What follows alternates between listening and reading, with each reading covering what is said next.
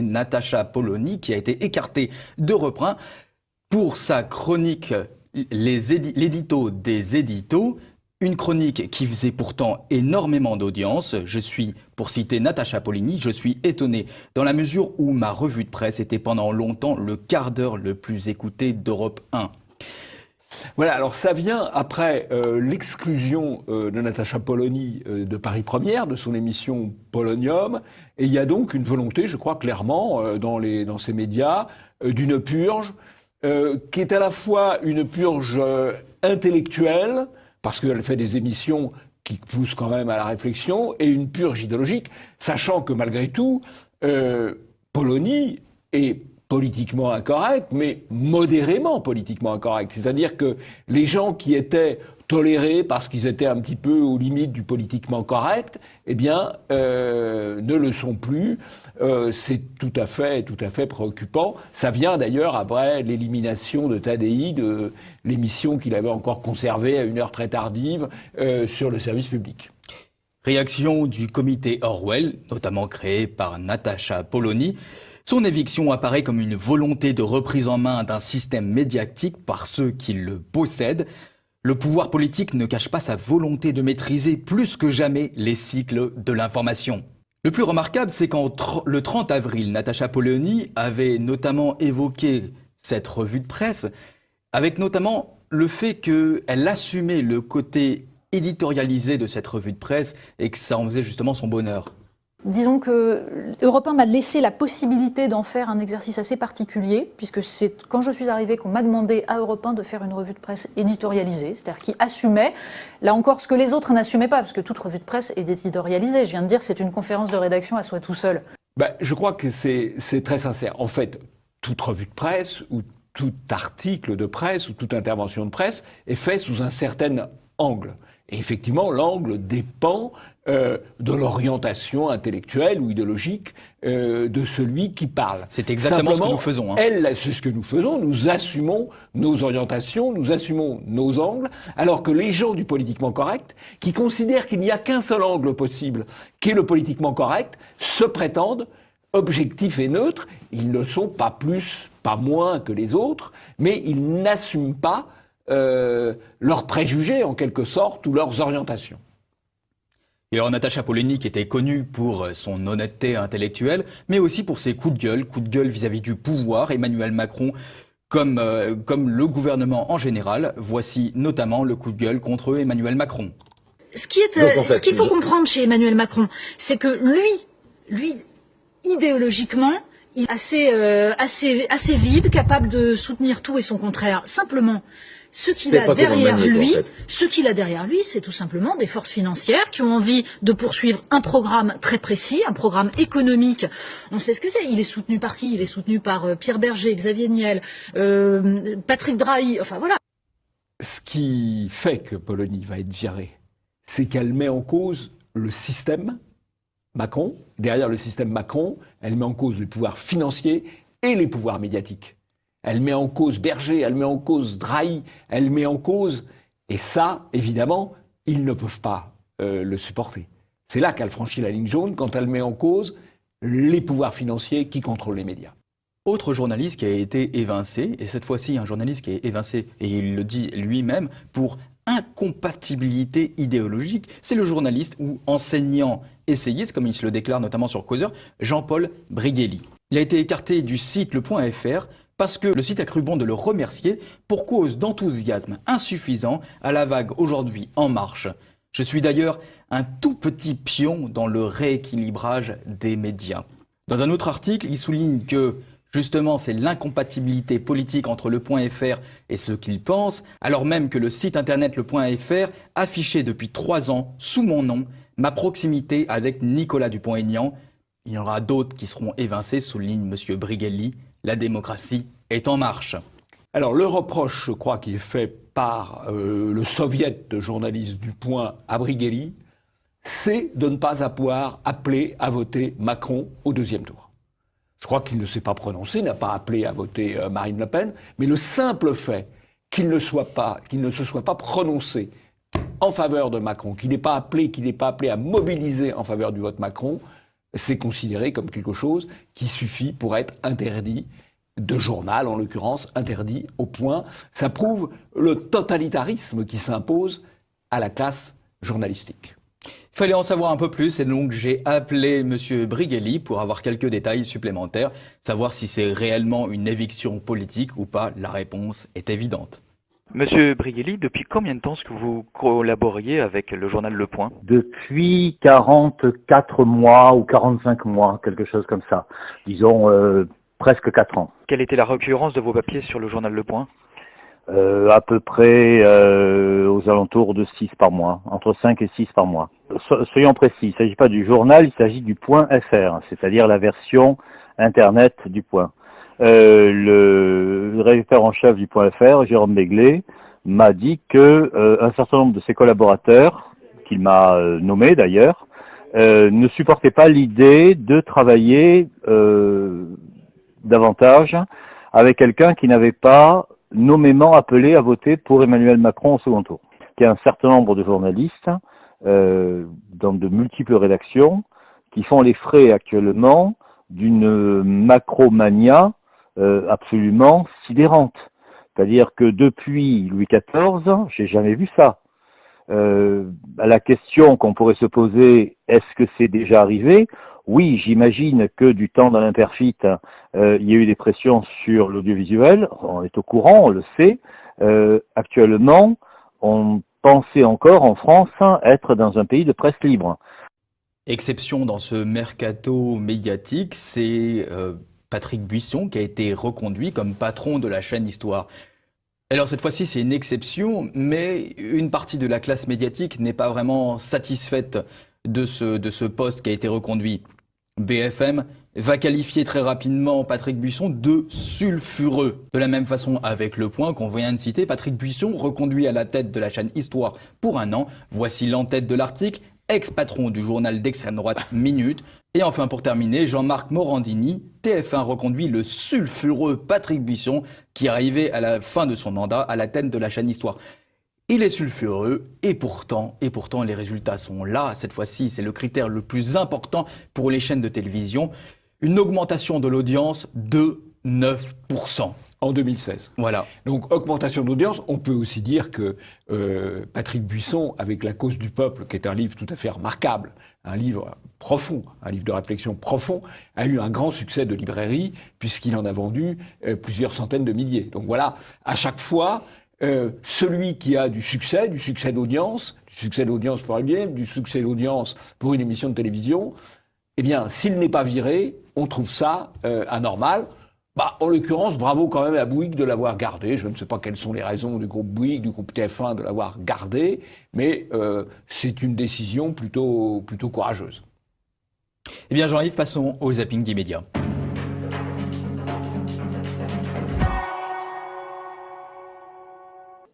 Un berger qui ouvre sa porte, des compagnons de route, et Ahmad et Ibrahim, 2 réfugiés soudanais. Ensuite, le décor.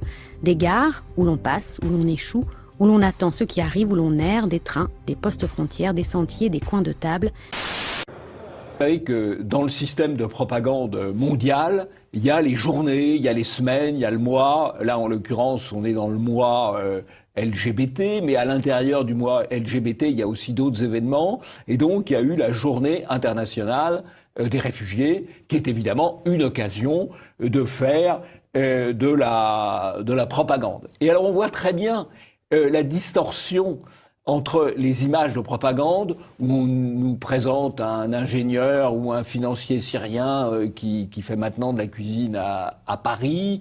Donc on a l'État français qui a laissé le désordre s'installer dans la région de Calais. C'est le préfet du Pas-de-Calais. C'est le ministre d'Intérieur. Voilà les gens qui sont responsables de la mort de ce camionneur polonais. Mais bien sûr, les médias ont plutôt étouffé l'affaire, évidemment, puisque ça n'allait pas dans le sens favorable à l'immigration. Si on continue sur l'immigration, on voit que certains immigrés se font élire. Médias qui ont fait de la propagande. Exemple avec notamment Nicolas Dupont-Aignan, avec BFM, qui à 20h, a annoncé que le mouvement Debout la France n'avait aucun représentant à l'Assemblée nationale. 52%, et d'ailleurs je suis surpris que BFM ait annoncé que j'avais perdu dès 20h. C'est une drôle de conception des médias et de la démocratie. Alors, je crois que Dupont-Aignan a parfaitement raison, parce que BFM a publié, comme les autres chaînes de télévision, à 20h des estimations. Bon, on est en mesure de faire des estimations plus ou moins justes, à 20h, en fonction des résultats déjà dépouillés, sur les partis qui présentent des dizaines ou des centaines de candidats, parce que statistiquement, si l'un n'est pas élu quelque part, un autre va être élu. On ne peut évidemment pas dire à 20h si, en particulier, Dupont-Aignan est élu ou non. On ne peut pas dire.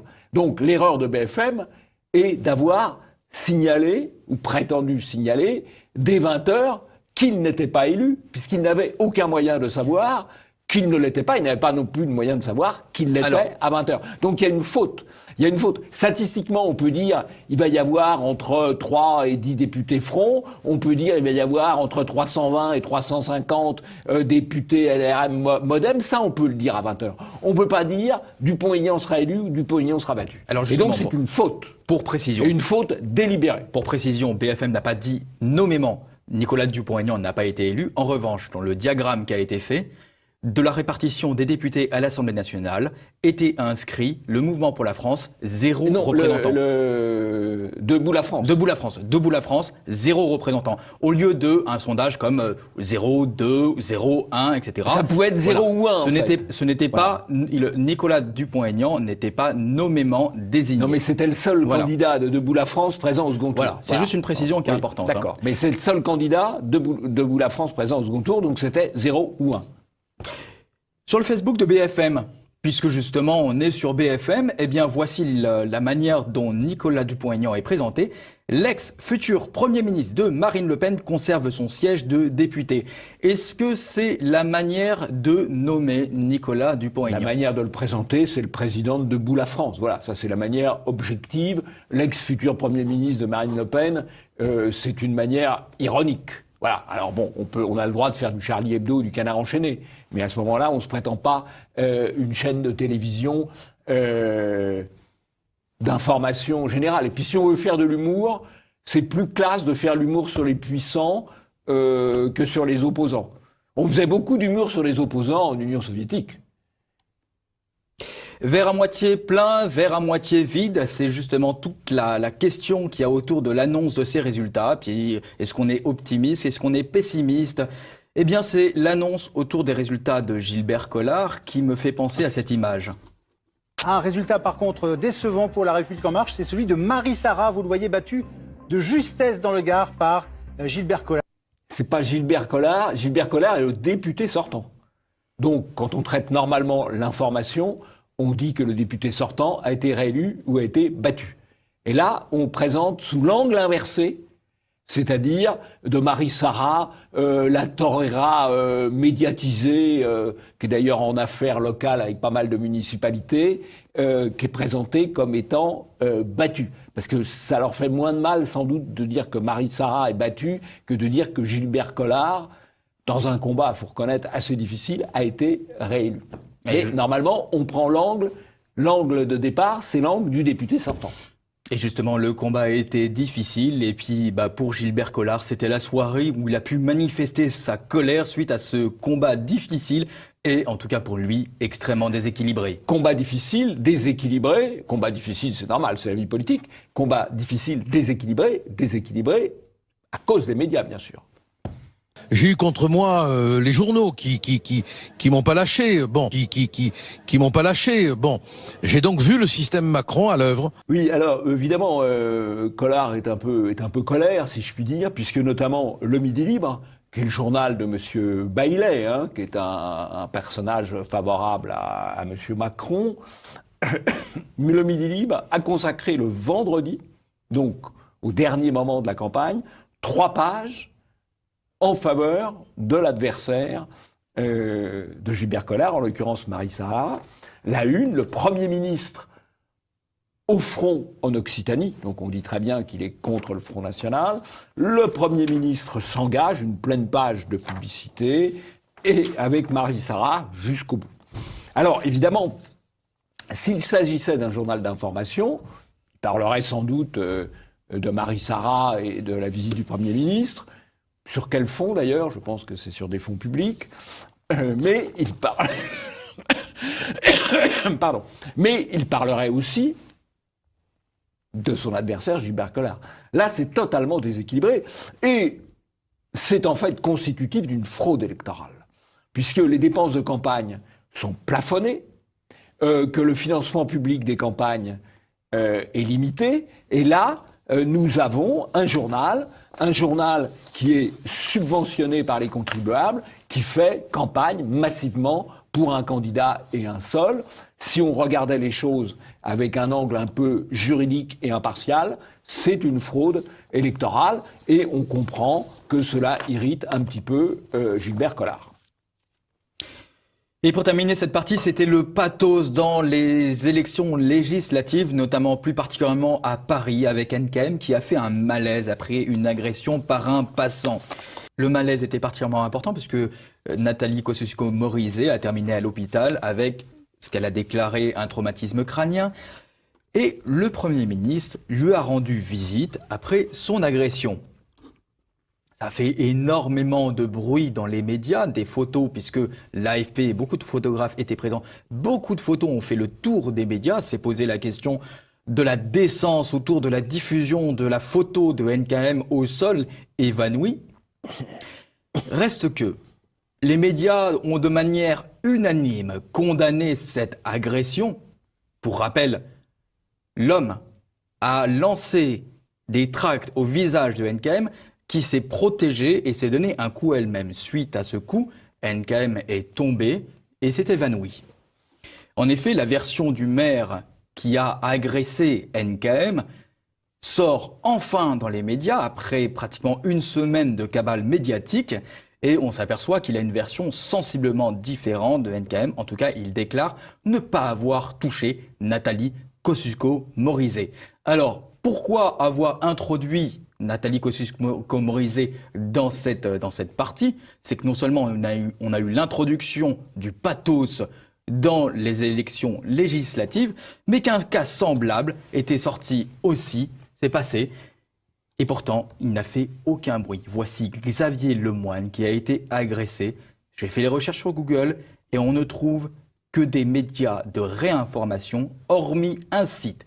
Un seul, c'est celui de Jean-Marc Morandini. Le fait pour Xavier Lemoine est évidemment beaucoup plus grave, puisqu'il a été renversé par une racaille en scooter qui l'a délibérément renversé sur un passage clouté.